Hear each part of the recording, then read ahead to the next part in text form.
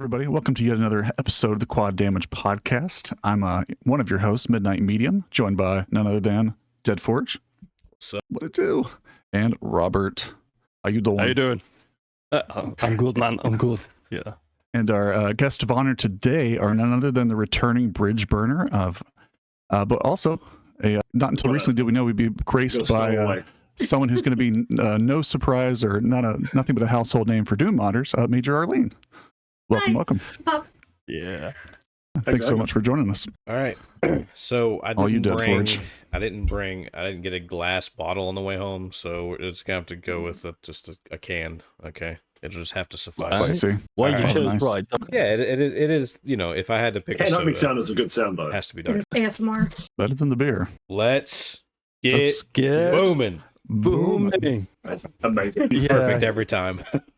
Every time, yeah, it's perfect. That's Yeah. completely natural. It's all the lag. Yeah, I mean, that's what I put it down to, not sheer incompetence, of course. It looked good on our end. Blame the infrastructure. Right. Yeah, You're probably right. Cool. Excellent. These fucking Well, guys. yeah, well, thanks very much for joining us. Major Arlene, thank you very much for joining us at short notice as well. You literally came aboard a couple of hours ago or a few hours ago. Yeah, of so course. Yeah. really appreciate it. So what's brought us together today then, other than the power of Discord, is Relentless Frontier and Extranium. Yeah. So in regards to, I gotta stop saying, sorry, I mentioned it last time. In regards to Hellforge Studios, for people that have not tuned in and seen your previous episode, do you just want to give us a little update on what Hellforge Studios is? It's a thing that shouldn't work, but it seems to be. A mad idea that I had. Like, what if I start a publishing company? That'll be fun. Yeah. No, it's people have used the term micro publisher. Probably a little bit bigger than that. Well, certainly aspiring to be. Yeah. Like GetXP is a good example of some of just similar stuff, similar kind of origins. But yeah, it was a very much a community grown idea, very collaborative. You know, got some friends together, some dev friends, and like, what if we did this?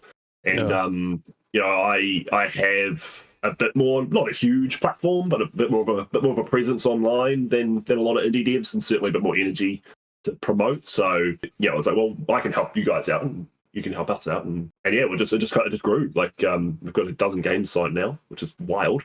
Some still unannounced. Got your like, websites up right now. Yeah. It's a huge list now. So certainly a lot bigger than I would have expected in 2 years. Because I had a bit of a realization. You're talking about Relentless Frontier that just went into early access a month ago, and they were one of the first games we signed officially, and it was 2 years ago, almost to the day. So it feels like it should have been longer, given what we've managed to achieve. But at the same time, it's blown by super quick. But yeah, 2 years is pretty. We've done quite a bit in that space of time, I feel.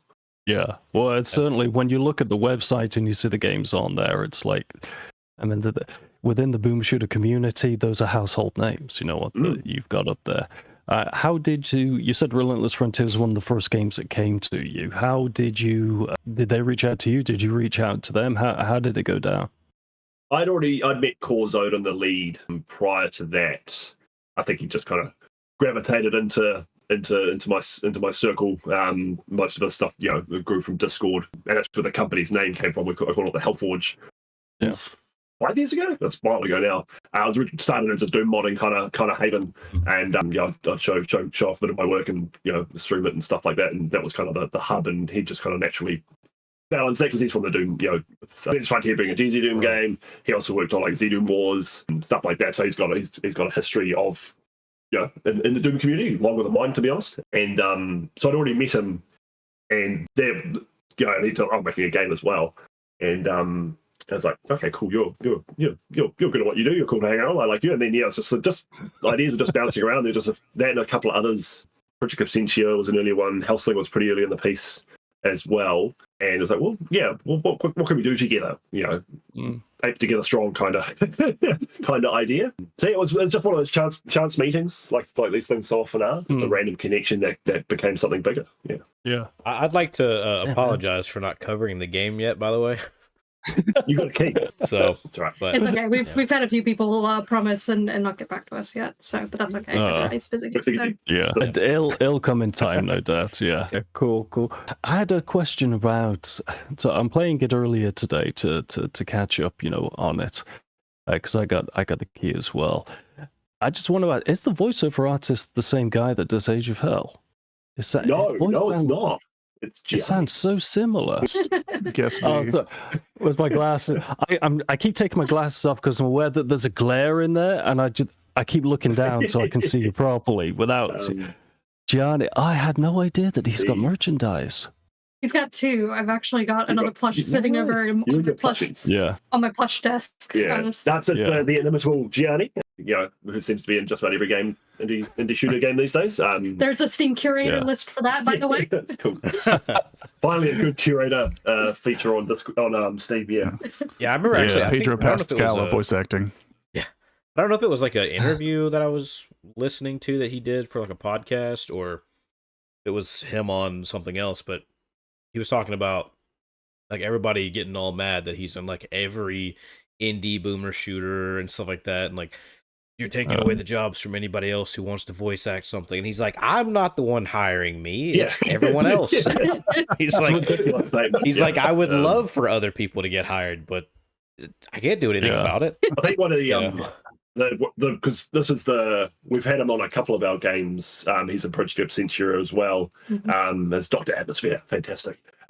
He's just so easy to work with. Like, it's not only is he good, like, he's talented. He's super fast. He's professional. He's really accommodating, and if you're organized, he will smack those lines out so quickly.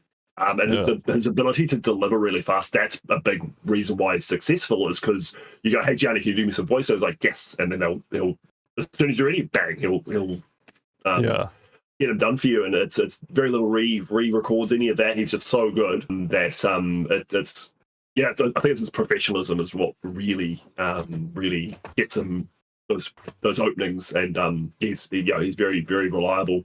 That's very thoroughly deserved success for sure. It seems very. I mean, I've had a few interactions with him via Twitter, and for a guy that has as many followers as he has, he's very down to earth and personable. He clearly sees himself as part of the community rather than some sort of mythical figure. And he is in literally everything, and no doubt he's got his process down to a T, because he's obviously done a lot of work to figure out the process. And it reminds me of like when the Boomer Shooters first came out, and everyone's like, "Why is Andrew Holshot doing all the music for everything?" That's good. I still have dreams of getting a Holshot track for Age of Hell, just one as a treat. You never know. So we're pretty well. I will ask the question. He might do it. Like I say, you never know. You gotta take the shot, but I'd love to have just one, maybe on a secret map, little whole shot track in there, or a title screen or something like that. You know, exactly, so at least then it gets seen all the time by everyone that does it. Even like when Brian May did Rise of the Robots, and they advertised it as music by Brian May, and he just did the title. He just did like 3 chords on the title screen or something. There's some music by Brian May. It's technically correct. It's kind of correct. Yeah. I guess a question more for Major Arlene. How'd you get into the modding scene? That is a great question. I had actually started playing Doom when I was a senior in high school. I didn't grow up with video games. My parents were very strict and wanted me to focus on my education, so video games weren't really in the mix. But I ran across Doom my senior year of high school through some interesting means that I won't get into this podcast, but some people know that story. But anyway, so I got into it senior year of high school, and then I was like, okay, well, people make custom Doom maps. Why don't I make a custom Doom map? The first one that I made was absolutely terrible. And I didn't do it again for about 5 years. And then I came back, started working on community projects, which were a lot easier because you basically had your rules and you just follow them and make your own map. And then going, and here I am. That's actually one of those community programs. Actually, how we first met. Yes. Speaking of Doom modders, James Paddock, one of the icons of the industry, made Adventures of Square. He did the Sigil soundtrack and stuff like that. So absolute legend. He used to host a series called Joy of Mapping that was aimed at new mappers anyone could join, but it was to try and cultivate Mm. new talent and help people. And it's very, very like student teacher kind of oriented. There'd be like experts who would come in like in a classroom, kind of like come and help you out and check up on you and go, hey, how's it going? And it was fantastic. And I was fortunate enough to be able to partake in the last edition of that, Droid Mapping 6. It's a victim of its own success. There was 72 maps submitted, and Jimmy's like, I don't know if I can handle. It's quite big. Very, very time consuming, and because he personally play test everything, and he doesn't do things half-assed. But that's actually where we first met. Shannon, and that's actually my first released map as well. Was for that community project. Because that was what the allure was for me essentially. Because I was like, I think I was still doing YouTube at the time, and I was like, okay, well, this is, his first map. That'd be interesting to cover. And then we got to talking, and now I'm in New Zealand. Like I said, the random chance meetings, you never know where they end up. Life is So won you over with his doomy charm. Yeah. You never know where those hell portals will lead. Yeah, portal to hell, otherwise known as New Zealand. Yeah. I just want to say that James Paddock's score for supplies is absolutely phenomenal. That's right. I didn't find out until a few weeks ago that he actually was a modder. I just knew him as the guy that made friggin' awesome soundtracks to games. That is his primary skills. That's what he's known for, is his music. First and foremost. But he's an incredibly talented mapper and modder as well. So he's multifaceted for sure. He's UK based, right? Yeah, UK. Yeah. He lived in Australia for a good chunk of his life. He moved away from there, I think it was about 4 years ago, back to the UK. He was actually rooming with Dragonfly for a while, which was pretty funny. That's little Doom modders commune. Yeah. Oh, nice.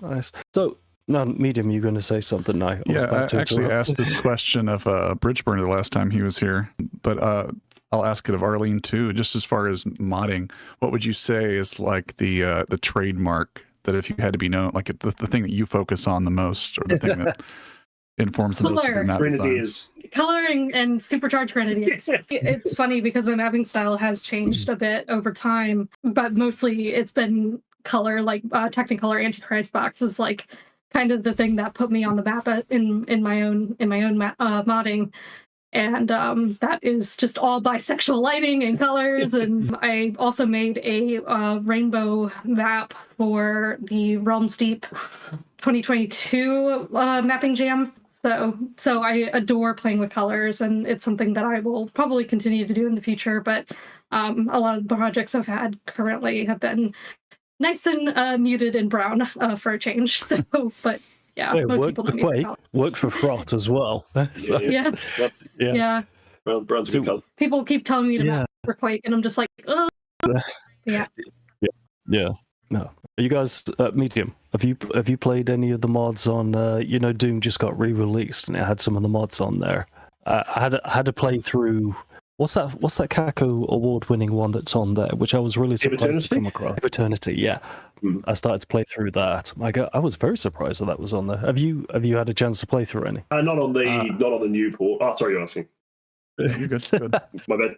to anyone. Medium, go ahead. Yeah. I haven't actually. I've been sitting there kind of like just about ready to go, and I'm just like, too many options, too many ways, and then I'm like nervous that I want to have like a reviewer's mindset on so I can get something of note out to people when I play them, so I don't just want to like breeze through and forget half of it and come back to it. So I've been staggered by over choice. Well, note to you then, there are 84 pages of mods on there, and every time you click on one of the mods and subscribe to it, it goes back to page 1. So it may take you a while. Definitely a flawed interface still. Few issues there. But there's some absolute bangers on there, though. I played one that was a cyberpunk future, and I can never pronounce it right. Uzagurith or something like that. My God, it was so cool. It was that. Yes, yeah. And I was surprised to come across that as well. I thought that was brilliant. Yeah, I tried uploading one of my boom maps on there, and ended up breaking, so I had to go back and delete Still it. got some issues. So they're trying to get currently what's happening is that they're trying to get the spec sorted out for modders to look at.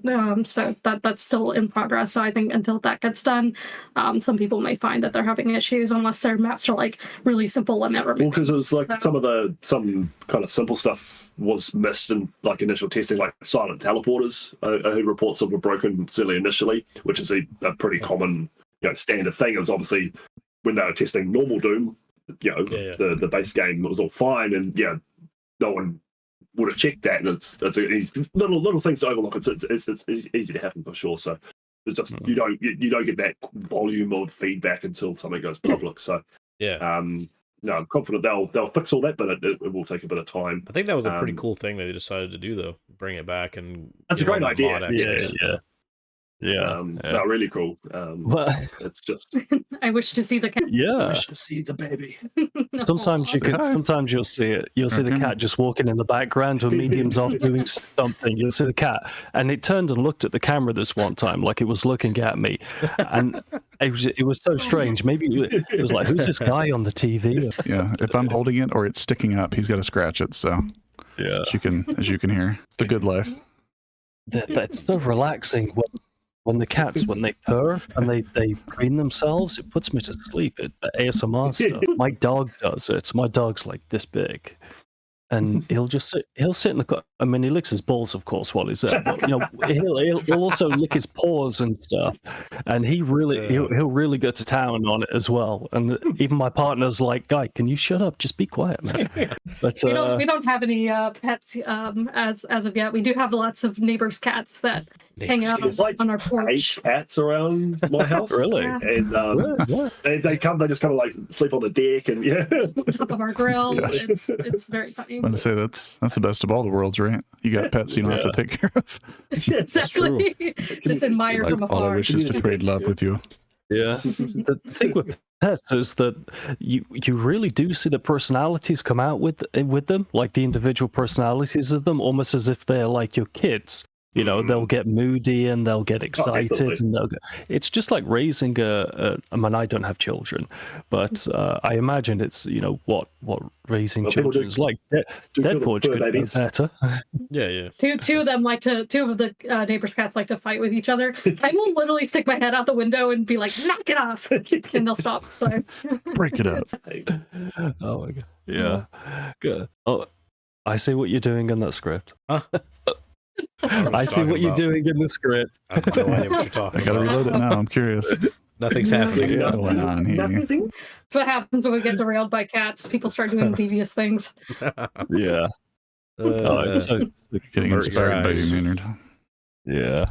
So how many games do you currently have under Hellforge right now? I was scrolling up. And A few. I used to see Sulaco on there. So Sulaco was never. We were never publishing it.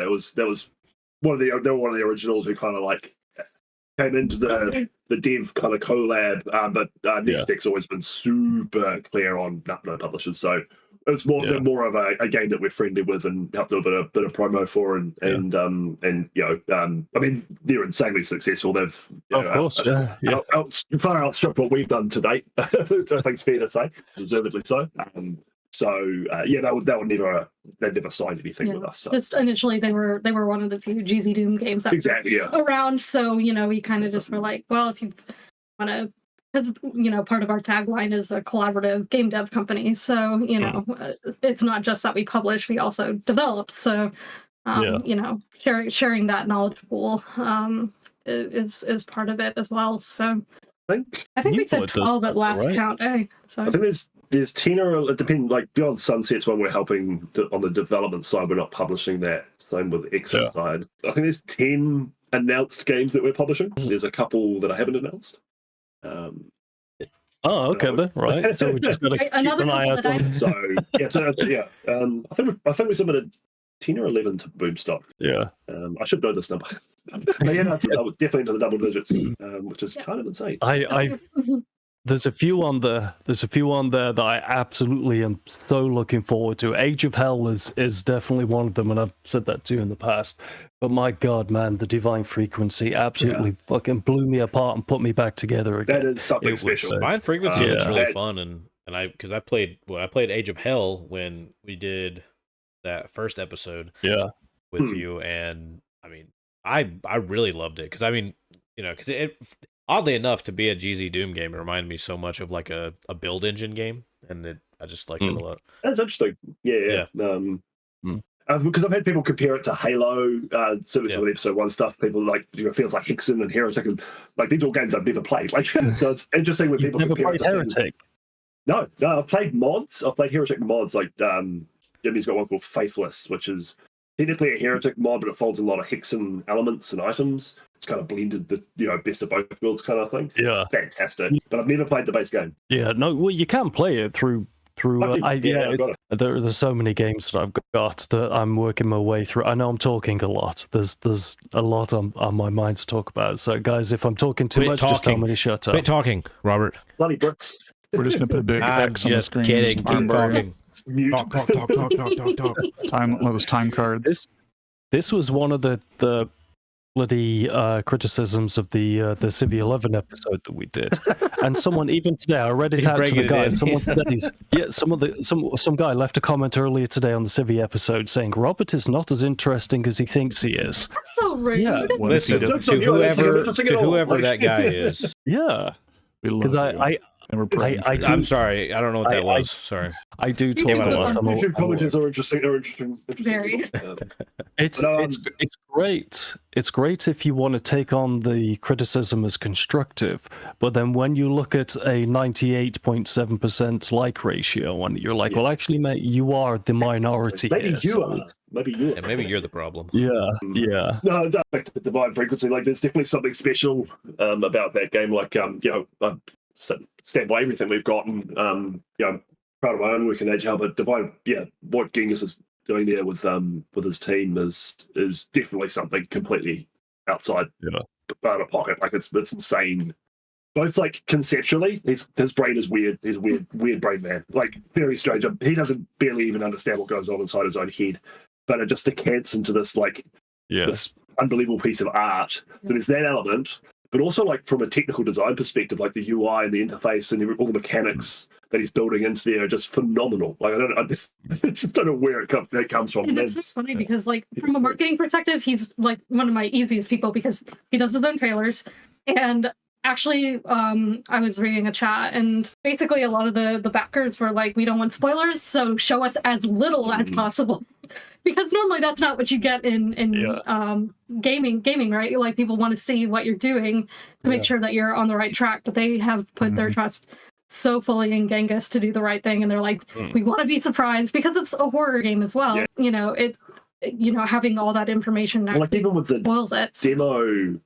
Obviously we did QA and testing. I held off as long as possible because I was like, I want to be surprised by it. Like, it's because I don't barely. I know I've seen stuff, bits and pieces, more than what's been made public for sure. But I know very little about what's actually happening in the full game, which is quite great. And because Genghis is so good, like when he made the demo, it was already like the first build was just polished as because he tests thoroughly and he's a good mechanical designer. I can trust that I don't need to get in early to test to make sure everything's working and progression is single, all that kind of stuff.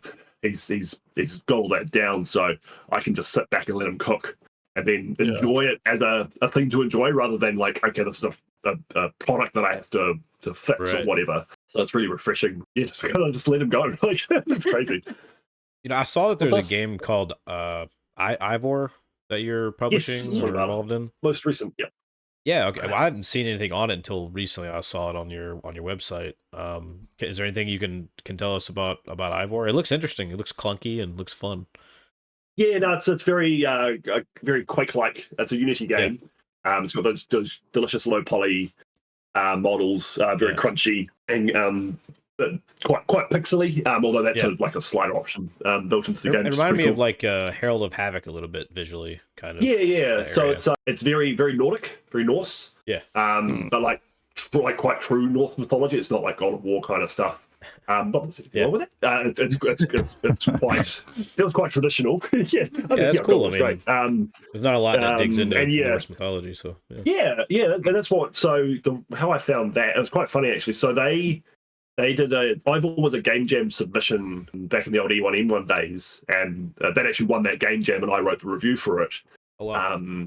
And then they went away and kept doing their thing, their team, and then they submitted another game to not the last one, no, the last Reload Game Jam I think it was, maybe the one before it, called Magical Rifle Girl, and I loved that. That was my pick, so I wrote a review for that. And it was this great, ethereal, abstract castle, and this anime girl with a rifle, and had this great kind of rock paper scissors combat, and wasn't like a fully fleshed out concept, but you could feel I could feel something really cool in there. I was like, man, this is awesome. I love this idea. So I reached out to the team. I was like, what do you guys do? What's your plans for this game?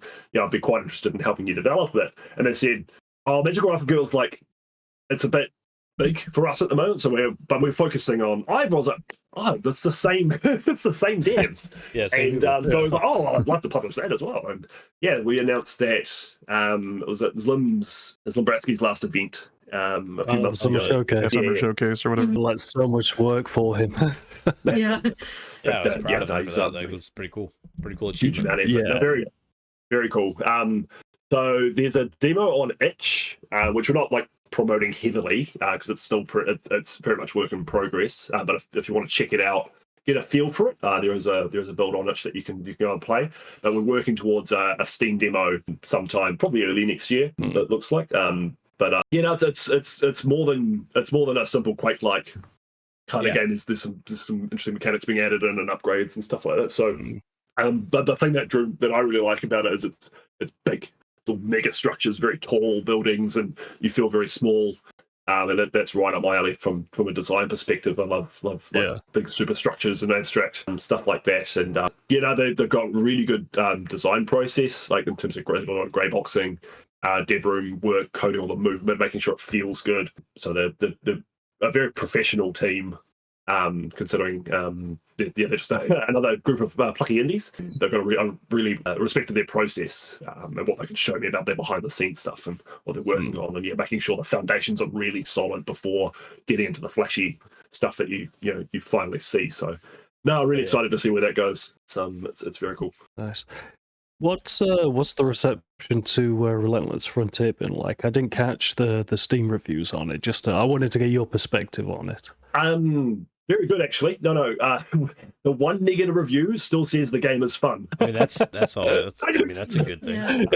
It's always positive. Yes, yeah. Cleared the hurdle.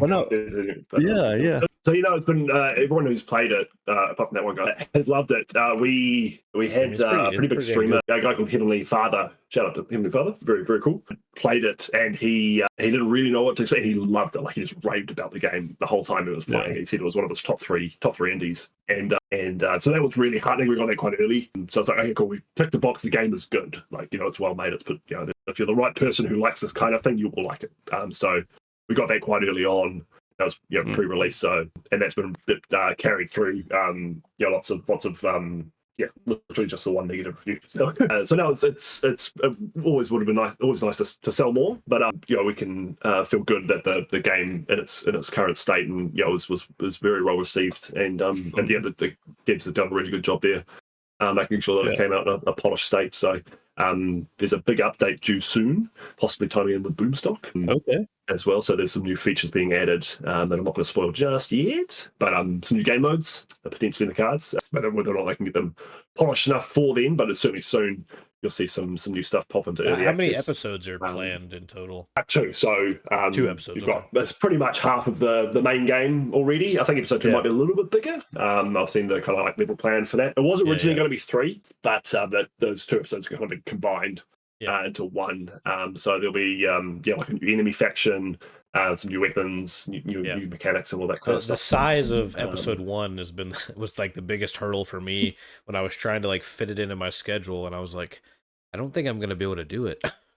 I'm still like getting around to it. Yeah, that's pretty good. It's a pretty good sized game because I mean, I knew it, you know, it had that like kind of Metroidvania inspiration there. So I figured, yeah, this is going to be one of those things where there's going to be a lot of stuff to find, and I'm going to want to find it all. So Yeah, because do. Kenny, a streamer friend, he did a bit of speed running. He got his run down to about 26 minutes, so you can blast through it pretty fast.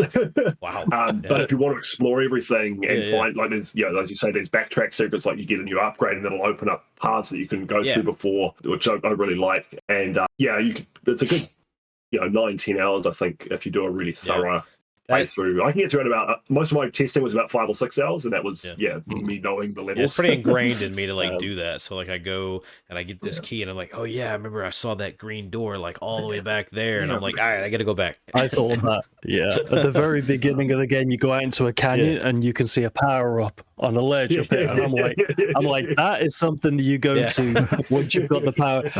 I spent so long though trying, and I'm embarrassed to say it. The jump whilst crouch sliding. I kid you not, I spent 10 minutes trying to do that, and I was so shit at it. But once I got I was like, "Fucking you!" There's a little secret like ledge above that area that's like almost like eye line with the ledge that has the item, and I got up there, and you don't have very much room, and I tried to slide jump from there. He can pretty much like was ridiculously good at his own game. He can pretty much crouch slide jump from a standing from a point, like off he goes, and if you combine that with a dash, you can functionally fly. Nice. It's pretty close. You just get so much speed. It's good rhythm. Yeah, the good thing about GZDoom games, so they're very kind of pick up and play. They're not. There's once you've played one, you have kind of played them all in terms of the base mechanics of it. And like as soon as I was in like the second room, I'm jumping up around here, I'm shooting down and stuff like. The melee weapon is actually really good in it because automatically, as soon as you get a gun, you're like, this is the upgrade. But no, I was going around smacking everyone all the time. And I thought that whole Omni fuel mechanic as well, so that rewards you. Or using the melee weapon, so that's how there's an incentive to put yourself at risk at melee, and then you get some upgrades that make it even more powerful, and it becomes a genuine combat tool. It kept taking me a while to get used to that, and I was like, oh yeah, I can use the fuel to get health and shield and all that. I didn't even know you could do that. I kept dying, and I didn't realize that you could use the health thing to. My God, I felt that's probably been the hardest part of the game has been tutorializing that mechanic, and it's been an issue right since when I first started playing. Like, how do we get this information across? How do we make the players use it, or encourage them? And how do we, the UI interface is, went through a few iterations, and I think we're pretty much there. But the tutorial is just reminding players you've got this thing. It's really important. At the very beginning, I felt like such an idiot. I was like, what is going right now? Because when you have to get through the pod. Because you have to it took me forever to get through that. I was like, what is going on right now? It just said like use whatever the Omni fuel or whatever, and like I was like, I don't understand. I used it a million times, but I didn't use it right there in front of it. Is the problem? I pressed very specific. It was one of the things that we flagged prior to release. We didn't quite have enough time to that's a key tutorialization moment. We've it will definitely be. I even loaded back and everything. I was like, maybe it's glitched out. I didn't know what was going on, and then eventually I was like, oh, okay, the entire intro, like first 30 minutes to figure out what I was forgotten that I needed to do that had just I was like, glossed over. Yeah, and then I got it. That's the thing with early access, though, isn't it? Because it's developed as it goes along. Once the early access release comes out and like there's the hype train and you're really into it and you play like the first episode, you tend to forget about that actually the devs are going back and they're redoing things on it to improve it. So when you do go back to it after your 3-month layoff or something like that, you're like, it's almost like you got to learn the game, the specifics to that game on its. I wonder what's the what's it called? I put out. It's speaking about divine frequency again. I put out a post a couple of days ago. Was it yesterday? Just asking, can retro graphics invoke a feeling of horror in regards to it? And most people agreed yes. And the other game, in addition to that, I realized that I have completely segued away from what's happened to go on infinite talent when it comes to making different types of games, because by God, you cannot get something more different. Is he? Yep, we've met him. Yeah, he lives in my city. Oh, yeah, I had no idea. I'll be real with you. I didn't even know if it was a guy. I just because Wadaholic or Turbo Overkill Dev or something like that. Every time I talk about him, I try to find a way to get around saying him, just in case it's not. Yeah, just in case. Yeah, because you do the gaming scene is very male dominated, so you do have a feeling of you default to male, when you think of people. That's why it was surprising that, so how do I say this, Major Olin has developed such a reputation within this field, which you wouldn't really, when you think of GZDoom modders, you do tend to think of men, yet you've had incredible success with it. You were literally the first person that the medium suggested when I said, why don't we get another modder on? So, I mean, are you gunning for a Caco award? I have gotten a CAC award. I don't gun for CAC awards. I used to write for CAC awards. So the thing is about that, it's like I've stopped worrying about it because frankly it's not my goal anymore. Okay. Pretty much like it does feel good when you get it, and I've participated in projects that have been mentioned on the CAC awards, which any kind of mention is huge considering the amount of stuff that comes out. Same thing with game dev, really. We're two sides of the same coin with the volume of games that come out and the volume of mods that come out. So anything attention at all in this economy, it's fantastic. Attention in this economy. But yeah, and I'll be honest, I'm not the first female modder that's Nice. been good. There's people like Amelia Scarlett, Lexi Mayfield, Yeah, Essel, I mentioned Amelia earlier. yeah, there's been a lot of great women working in the modding scene that don't really advertise themselves. They just advertise themselves as modders, right? Yeah. I tended to be a little bit more mostly out of laziness actually, because when I was doing YouTube, the very first thing that I had started with was doing subtitled playthroughs, kind of the way Aquarius 199 did them, because I was a fan of Aquarius 199 when I started that YouTube channel. And then I started doing voiceover without a webcam, which, I sound female enough, I guess. And then I started doing webcam.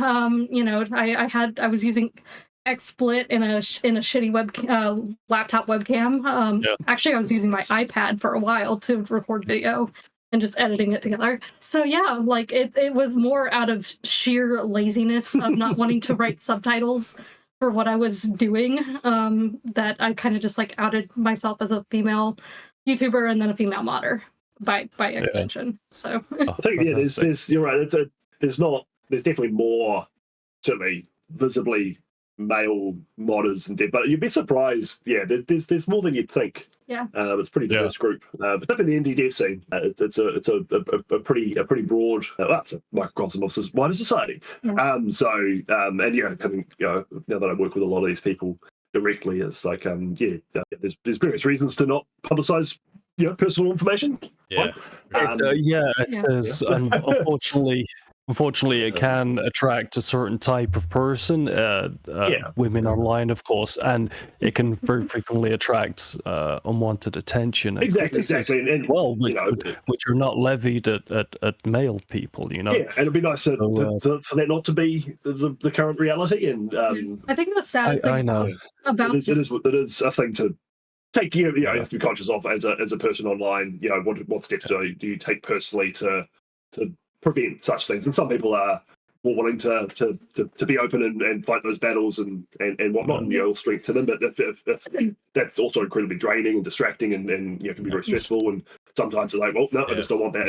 Yeah. And the thing is about it, it's just been in the history of game development for forever. Like if anybody's seen H1 Guy's video about the Roblox oof, there was a really great section at the end of it where he talked about Capcom's music team. And it was women. It was mostly women who were in that. Male pseudonyms, didn't they? Exactly. Yeah. So, and then sometimes when their music got ported to other formats or games, the male porters got the credit instead of them. So there's been written information about who like it's a wider problem of bad crediting, but also, you know, crediting where, you know, like people are using pseudonyms because that was the policies at the time. It's kind of wild. It's wild when you talk about it and think about it. Yeah, there's a lot of people out there that like were like not like worked on a game or something, male and female, just like it doesn't matter if it was in the music department or anything, and they were just like not even ever given any form of credit. Crediting in general is I never noticed it was that big of a thing, but there was. I wish I could remember what it was. There was something I saw recently about that. What was it? I think it was it Astrobot? They didn't credit the translator. Yeah. That might have been, that might have been one of them. Yeah, I think was the most recent one. That was like today or yesterday. I saw. What's the story behind that? So, you know, 28 localizations for the new Sony game, Astrobot, which is doing, you know, very, very, very, very, very well. Very good reviews. And they just didn't credit any of the translators. Infamously, this seems to happen a lot because this is not the first time it's happened, obviously. But translators and Sony has a history of this. Yeah, apparently. Like, well, not just Sony, but a lot of other companies as well. Just they forget to credit their translators and their QA. And actually, you know, one thing that I had to do is I had to ask Night Dive to credit me for the small amount of voice work I did for Rise of the Triad Ludicrous Edition. I actually voiced the new, well, not the new, but the female enemies. I was one of the voices for those. So by total random chance, and it's not necessarily a matter of, you know, I need to have my name on this. It's like, I mean, credit goes where credit is due. You know, if somebody, if you worked on it, you need to be. So it's an odd thing to like, oh, you know, I'm just like, we just kind of just didn't, you know, credit this person, no matter how big or small of a role. Like it's all important, and also it's cool to be like, hey, I was in this thing or whatever. Yeah. It's not even a matter of like it happening on purpose. I think sometimes it does just happen on accident. So Night Dive are not EA. They're not known for being a bad publisher. You know, that treating people poorly. They're you know, as much a part of the community as any other. And like I said, it's very likely that it wasn't on purpose and it was an oversight. Someone perhaps wasn't paying full attention that day or didn't have access to the information where they knew that was the case. And he did the right thing by mentioning it to them, because at the end of the day, it's work that you've done that you should be credited for. Have you thought about? Sorry, God.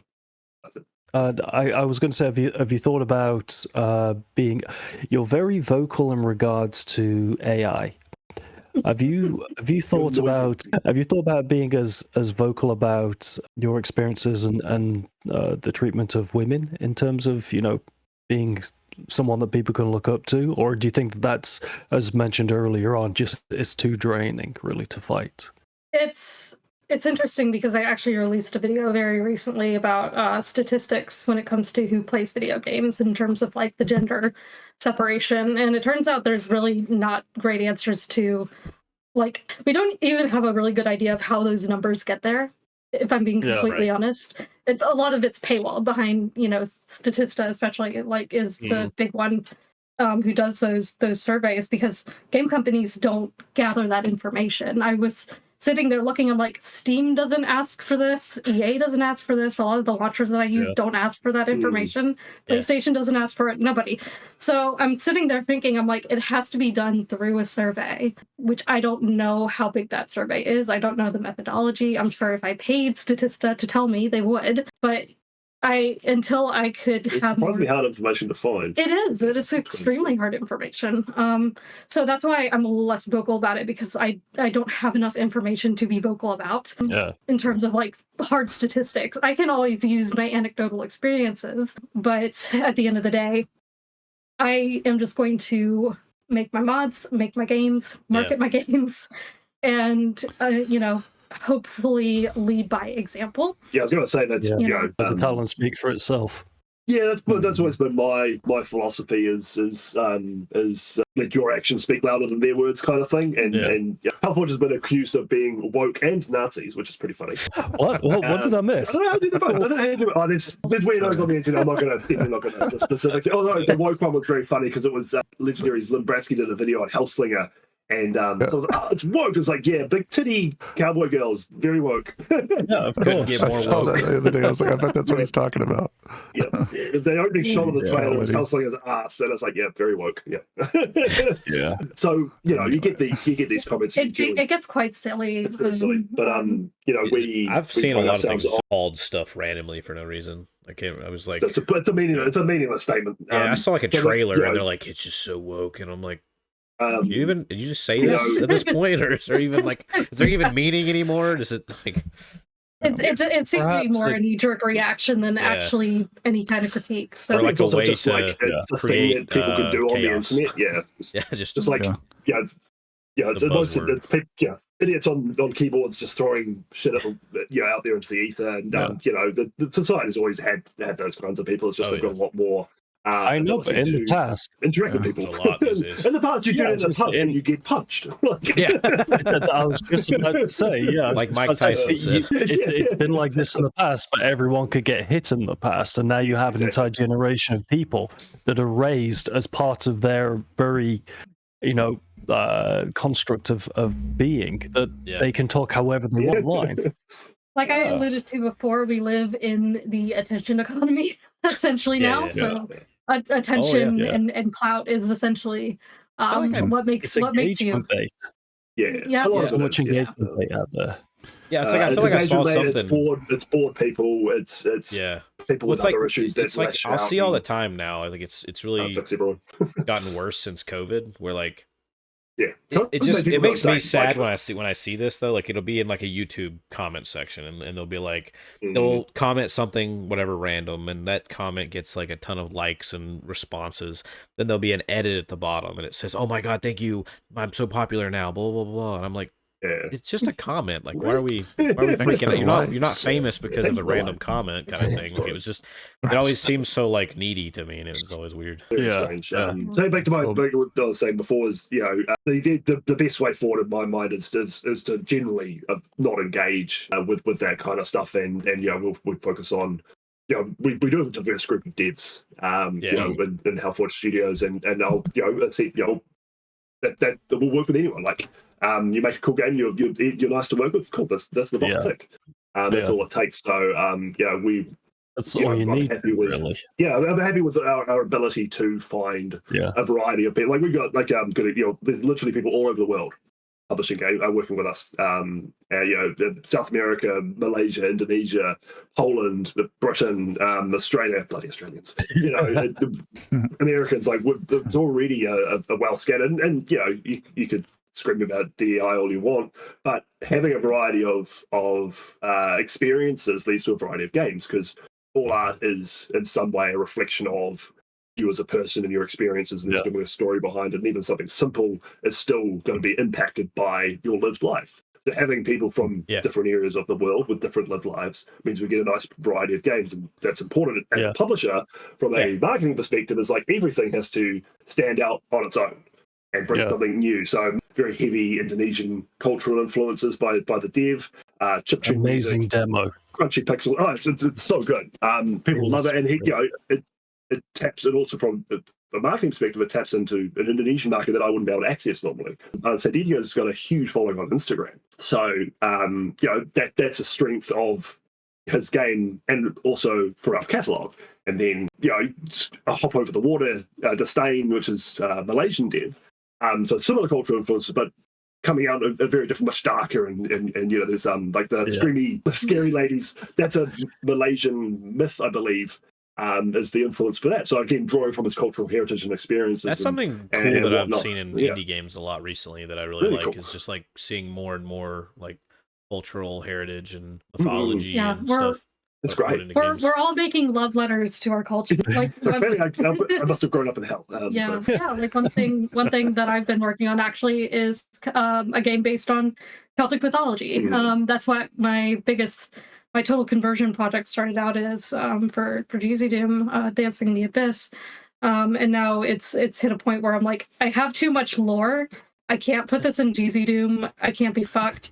I'm going to make a visual novel instead. But like quite literally, my parents raised me with lots. Obviously I'm from the States, but lots of Irish stuff. We're very Cultural insistent on me understanding like where our family lines came from, and put me in front of Irish dancing recitals and You and your Michael Flattery, Yeah. Well, God, that Yeah. looks My so grandmother was a hard, lot that like dance. that about like Yeah. understanding where we came from and stuff like that. yeah. you said But, Celtic, like I Celtic thought, well, if it's mythology. Irish, it's going to be really tough. 'Cause they just, Yeah, it's you got the like Tuatha De Danann and then all the fairy folk and all this stuff. It's just like, it's wild because I've been doing some research for the writing, and I'm just sitting there. I'm like, what? There's like all like because it's also split between all these different regional, translations and takes on those original myths. So you're sitting there like, Yeah. so trying to write a story based around that is actually quite tough. I actually had to ask my mom because she had a encyclopedia on Celtic mythology, and I'm like, can you tell me what that encyclopedia was? I need that. So, Yeah, mothers usually are very full of knowledge. My mother's from Belize in Central America, so I was raised around that sort of environment as well. And every once in a while, she'll shout at me in a Belizean accent. But I do have a question, which where you will be able to answer it. That's been on my mind for a long time, and especially since I've been playing more and more mods. So. I mentioned on the last podcast that, much like the build engine, when a GZDoom game is released, being a GZDoom game is part of its marketing because it's distinctive, whereas nobody gives a damn about, whether a game is made in Unreal or something. In regards to that, in regards to GZDoom, why are total conversions called total conversions when it's just a completely standalone game made in the GZDoom engine? So there's actually a difference. So total conversions still rely on the Doom 2 or one of the IWADs to run, normally speaking. Even though everything is replaced, it's relying on Doom 2's code. It's like replacing not so much code as some of the core assets. So things like the menu grab, like there's a total conversion, functionally from the player's perspective is a new assets, whatever. But it still requires a Doom IWAD to build off of, because there's some kind of like deep buried stuff that's inside there that the game needs to load, essentially. So not so much a code perspective, because that's all within the port, but the assets in Doom 2.mod are still used in some fashion. So standalone means that's eliminated, that it runs without any existing Doom or any IWAD. It becomes its own like IWAD. Yeah, so Ash is a good example. Yeah. But basically, we if we want to have a standalone game, we have to make sure no Doom commercial assets are sitting in our. Yeah, so from a saleable perspective, it obviously has to not have any unlicensed material inside. But it's only become a more that definition more clearly defined with this rise of commercial GZDoom games. Prior to that, it was people mostly didn't really care about whether or not you needed Doom to run it. Everyone who's going to play it has probably got Doom 2 or Doom 1. I was sorry, carry on. Yeah, so it's only a relatively recent. The distinction's gotten more important because it's like if it's commercial, it has to obviously run. Although strictly not. You could sell a mod. You can sell a mod. There's nothing preventing you legally from selling. Like if you wanted to put it on Patreon. Can you sell a total conversion though if it has the base assets? So you can paywall it and say, cool, download this. You still have to run it with Doom. There's nothing. There's not as long as you have the rights to sell all the assets. So it's not like a lot of total conversions are full of other game assets, and that's there's a rich history of that. Whether or not you agree with the legality, ripping things from other games and sticking them in Doom is what people have done for 30 years. Making their own stuff, and then they become commercial game developers. That's kind of the pipeline. So Divine Frequency is a good example that originally had like blood zombies in it. What typically tends to happen with total conversions, I think people tend to have like Patreons for like raising money to get assets made, because that is expensive. So like I've done that for Destiny Abyss, had people donate to Ko-Fi so I could pay the Metal Hellslinger dev to make weapons, and stuff like that, and also pay like Captain Bear, who made a lot of my sprites. So Yeah, so you can still raise money, but it's mostly for paying people to make stuff for you, right. not necessarily to have the mod be sold. It's less so now, but there's definitely a stigma against charging for mods historically. It's quite weird because like people were happy to pay composers to make music for their Doom maps, their mods and whatever.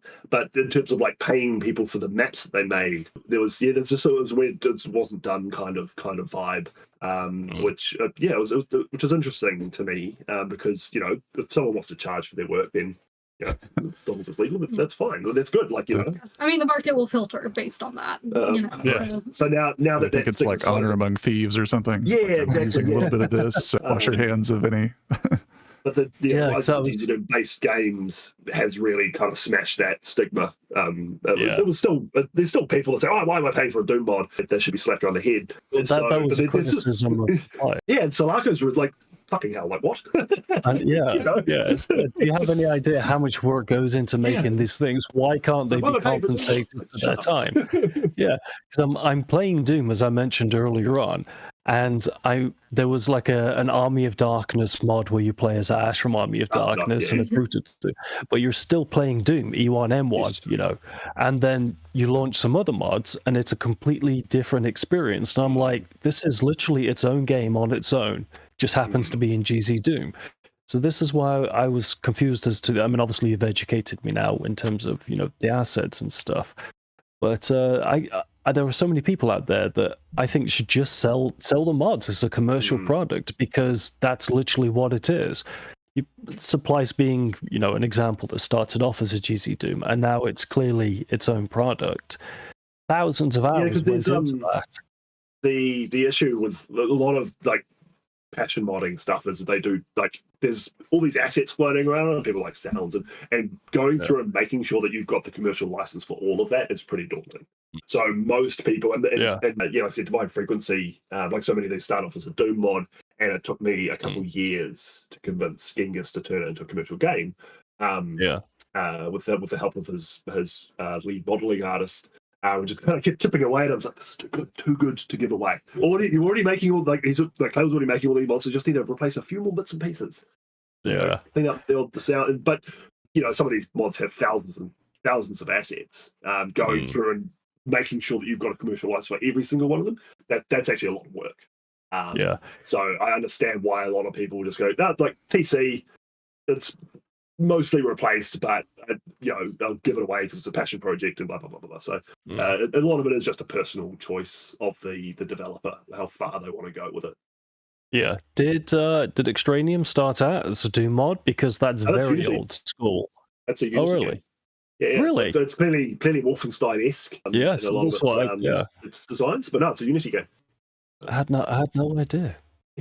We do other things other than GZDoom games. I was going to ask this earlier on when I was looking at the website there, because I was watching the exercise trailer earlier on, and one of the questions I wanted to ask, but I have a habit, it seems, of cutting off Medium whenever he opens his mouth today. Sorry about that. Is I'm just gonna keep doing this. Like, do you want to do the rapid fire? Do you want to do the rapid fire questions then? Because I've been King. Yapping a lot. Well, Yapp by name, Yapp by nature, of course. And I've kind of felt a little sorry about it, but I do want to say that I initially thought that your goal was to be the GZDoom publisher, and then I'm definitely not GZDoom. It's not. It really isn't. Yeah, because of course of your background as GZDoom modders, I thought that this was your niche, this was your specialty, and you were going to build your business around it. But it's already moved past that already, and that's my little tangent. Sorry about that. Well, just on that, so it's a natural starting point because that's where my expertise is. It's where community from the Doom community is where we grew. So it's an easy starting point, and as you said before, like being a GZDoom game is somewhat marketable as a point. And it does allow for other people to make mods for it. There's quite a lot of advantages for that, but long term, GZDoom's not a good engine. You can't port to consoles because of its GPU 3 open source license, and just get night dive.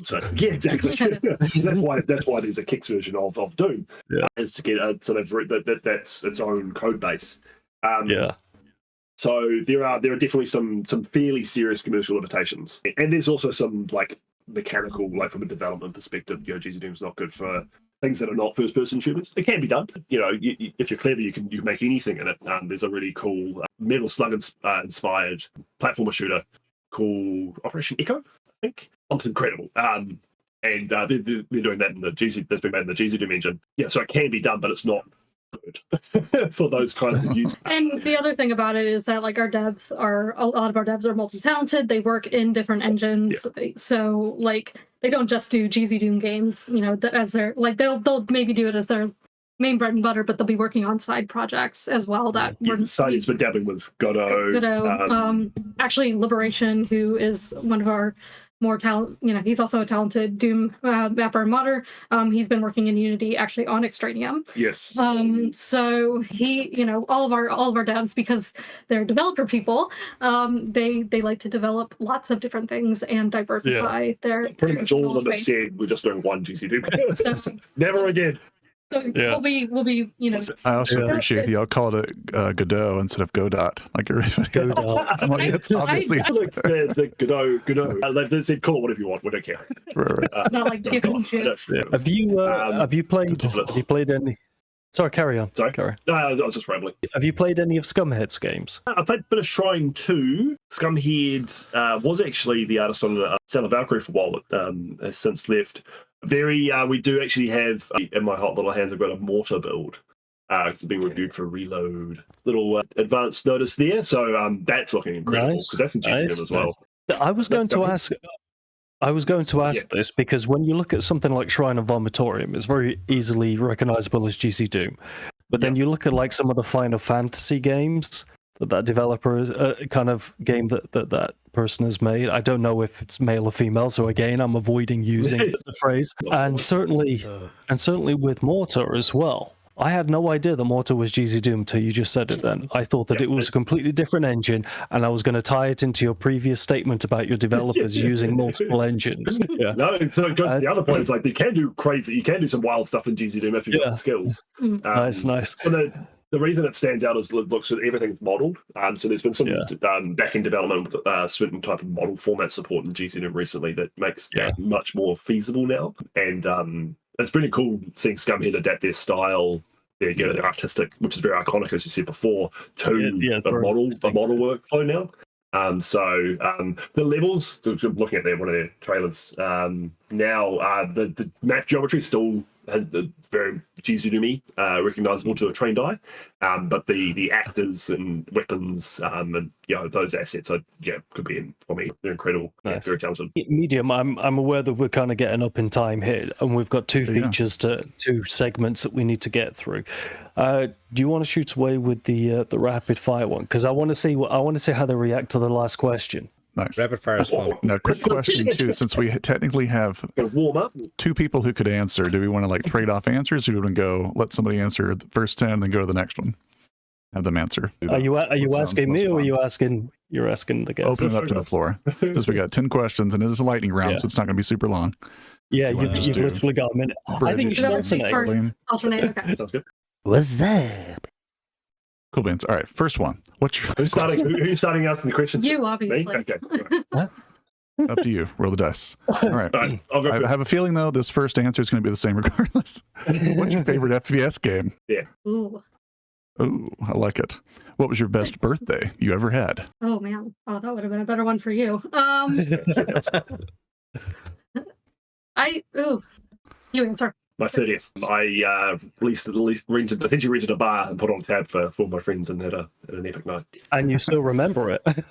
Most of it. The trip was blurry, that's for sure. Now, the previous answer may help you with this one, but do you have any nicknames? Any that you may have gathered from a wild night like your birthday? I have Shannon Cannon is mine from the what is the Hellsing Ultimate. Hellsing, bitches love cannons. So I was like, Shannon, my real name is Shannon, and then Cannon. So Shannon Cannon, and that's actually the name of my studio now, Shannon Cannon Studios. Nice. So That's one of the few animes I've watched. Hey. All right. Hey, what's your favorite book? The Larsen series, Stephen Erickson, 10-book dark fantasy. Book 3 was usually one I go to, Memories of Ice, but I think Reaper's Gale, which is book 7, has maybe overtaken it. But yeah. The Larsen book and Fallen that whole series. Nice.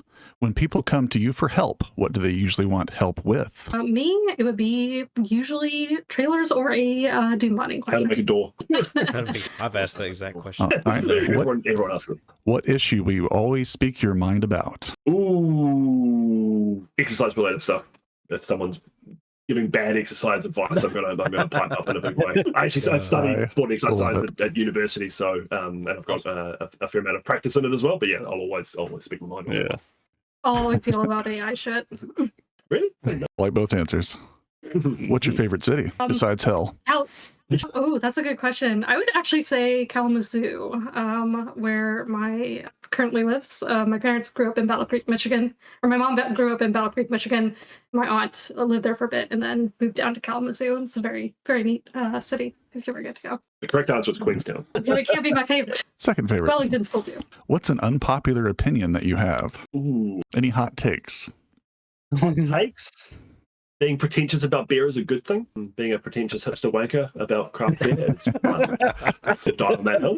Fun for one. Actually, I've got a better hot take. Quake is a bad game. What the hell? What on earth I just like it. happened there? It's truer than most my people will admit. God. I'm going to tell John Romero that. I'm gonna Board tell game, John but it's Romero that. We are mods in the John Romero Discord server. I'm gonna block you. Just abuse your power.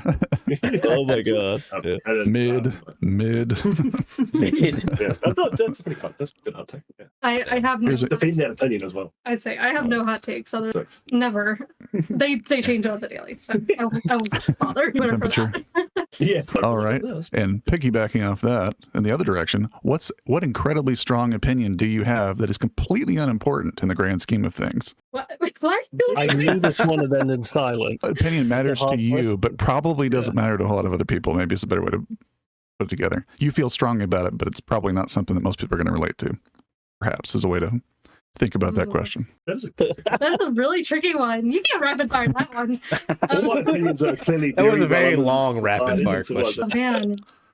My opinion is that the Derek Menswear guy is the best account on Twitter. Touchscreens. Yeah. I don't think that's going to That's- fix society much. Yeah, I used to be able to type full paragraph text messages while driving with my right hand while I drove with my left. And that is not a thing you can do anymore, and it's such a bummer. I lived so much more life back in the day. We just had little flip phones with keys, Exactly. you know, Okay, clicking Nokia keys. 1080, hell yeah. Nokia was what I had. Absolutely. The old Alcatel brick. I had the Nokia N73 for Yeah. one of my first phones, yeah. Damn. Those phones. I got one roll of flip We're all phone. old. Drive over with an I Abrams had tank, and they'd be like, "Is that all you got?" Samsung flip phone. It was very, very, very bad. Hadn't hit their stride yet. All right, number 10. And y'all can both answer this because it's going to be funny either way. All right, what's your favorite Hellforge game? Well, I'm gonna have to say Project of Drama, Senja. I developed intrigue. that one. I'm biased. I have to say Project of Senja. It's like Sophie's I'm Choice. actually going to have to go with Age of Hell. I genuinely, not from an ego perspective, but I do love playing it. Like just about every week, I'm like, I want to play the demo. Like, It is really fun. I really enjoy it. I would have thought I think it's partly because I'm so surprised that I still enjoy it.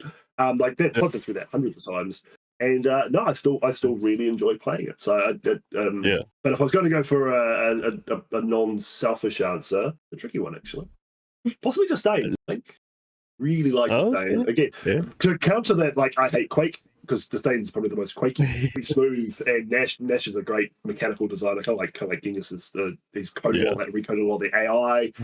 Big man GZDoom, so custom GZDoom fork with a whole new cool features in it. Disdain, it's very smooth experience. Yeah, I can't believe If you I have to released give a an- 2-hour demo for Age of Hell, man.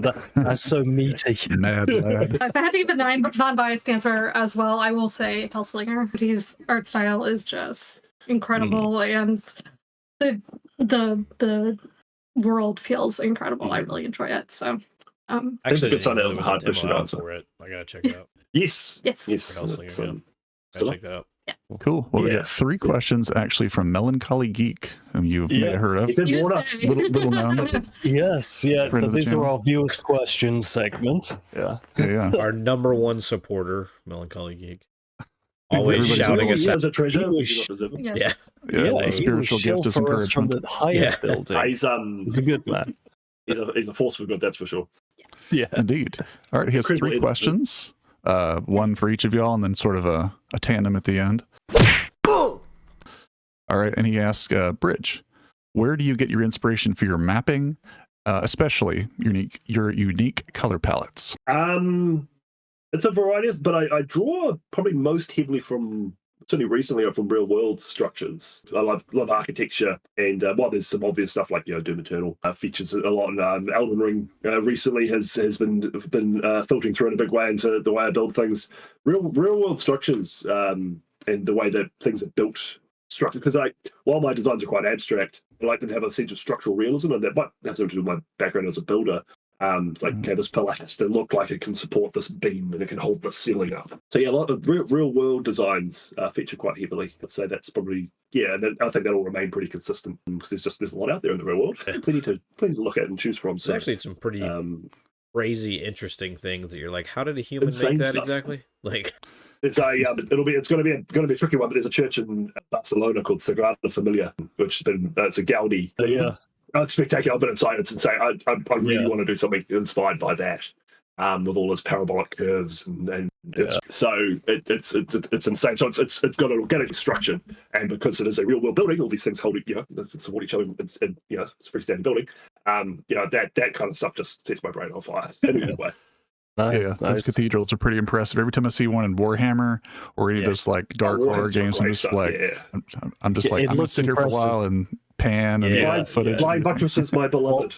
Boltgun was amazing because Warhammer's famous, of course, for its architecture, but when you take it and you put it in a retro point of view, and it's still absolutely mesmerizing. But of course, I think what? I haven't played Boltgun yet. I still need to do that. You got to play that, and I'm going to break all y'all's brains right now. They also put Warhammer in Power Wash Simulator. That's quite funny. Then the architecture in there even is so cool. Warhammer's great. Very Gothic inspired. Yeah.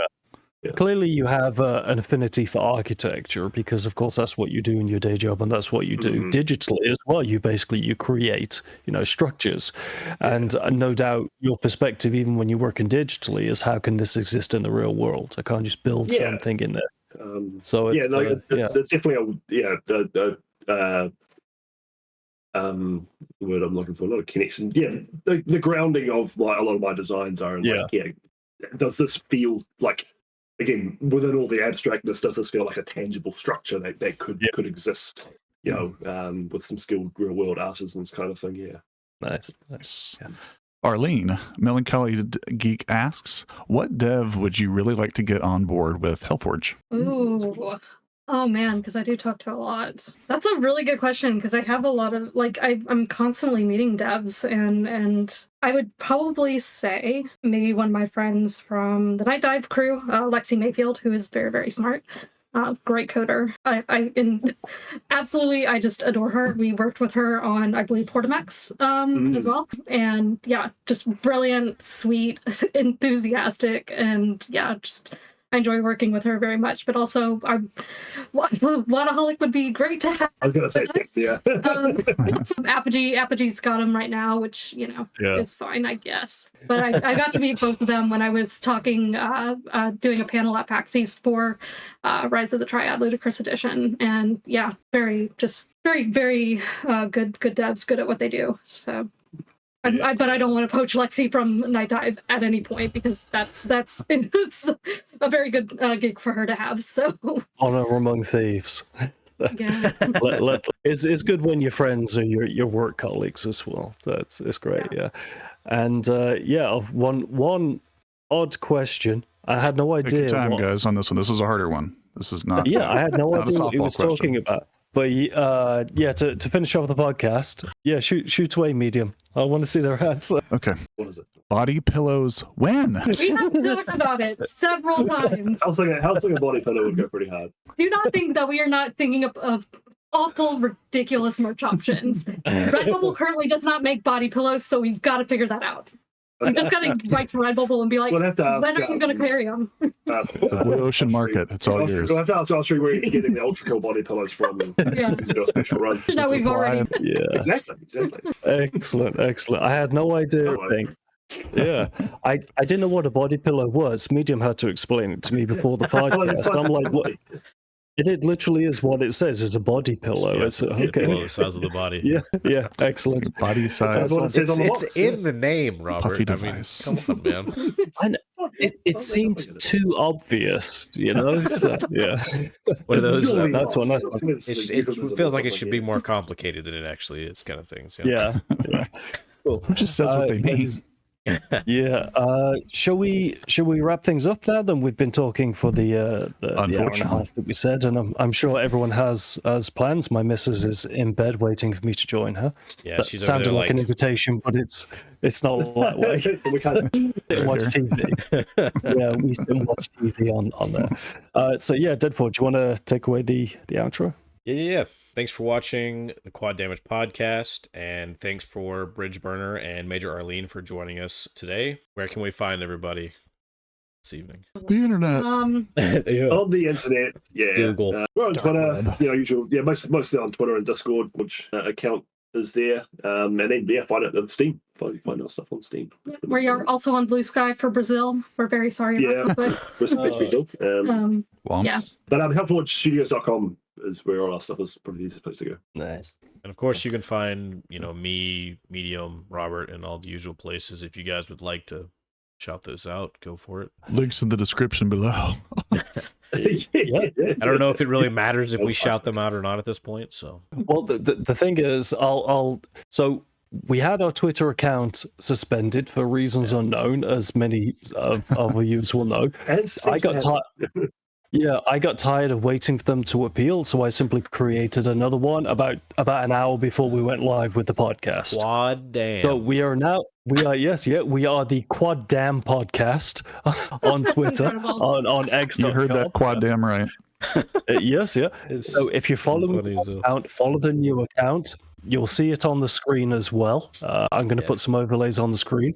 We now have an Amazon affiliate store, so if anyone wants to support us that way, feel free to go on and go on the Xbox store using our link or whatever it is, And hopefully in the near future we can have get our whole situation with getting merch and all those lower tier things for the channel and YouTube and everything as well. We've been having trouble with that. Body pillows when. Hopefully we can get that cleared out of the way. It's a fair question. It's coming. That's what all people Yep, you're first, Robert. We're going to break you in. Okay, yeah. And in the meantime, of course... Wait, Robert, one question before we get there. You got the Snapchat yet? No, I will never be on Snapchat. I'm not. Look, this is going to happen every time. I'm always going to ask about the Snapchat. It's tradition. Pillow or Snapchat? Yeah, it's bad enough having to. I have several brands on YouTube, TikTok, Facebook, Instagram, and Twitter.